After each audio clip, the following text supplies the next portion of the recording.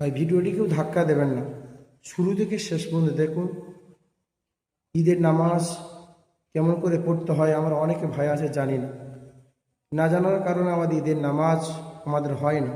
সাধারণত ভুল হয়ে থাকে এই জন্য করে, যেহেতু আমাদের বছরের দুটো ঈদ, এতে ঈদুল ফিতর, ঈদুল আজহা, সাধারণত ভুল হয়ে থাকে।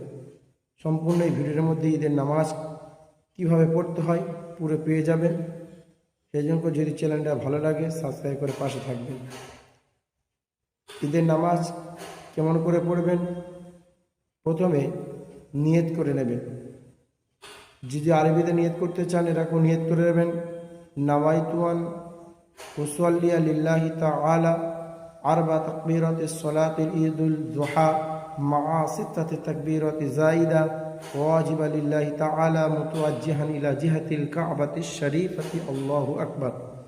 যদি আরবি না জানেন বাংলাতে নিয়ত করবেন, আমি ঈদুল আজহা 2 রাকাত ওয়াজিব নামাজ অতিরিক্ত 6 তাকবীর সহিত ইমামের পিছনে কাবার দিকে বা কিবলার দিকে মুখ করে পড়তেছি আল্লাহু আকবার।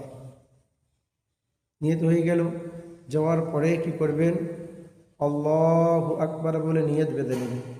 নিয়ত বেঁধে সানা পড়ে নেবেন। সানা পড়ার পরে দুটো তাকবীর দেবেন আল্লাহু আকবার, হাত ছেড়ে দেবেন আল্লাহু আকবার, হাত ছেড়ে দেবেন। তৃতীয়তে আল্লাহু আকবার বা হাত বেঁধে নেবেন। এর রুকু সেজদা করবেন।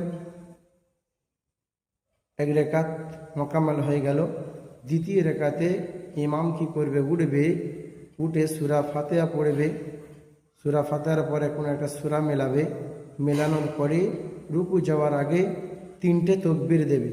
1, 2, 3টে তাকবীর দেবে। চতুর্থ তাকবীরে রুকুতে চলে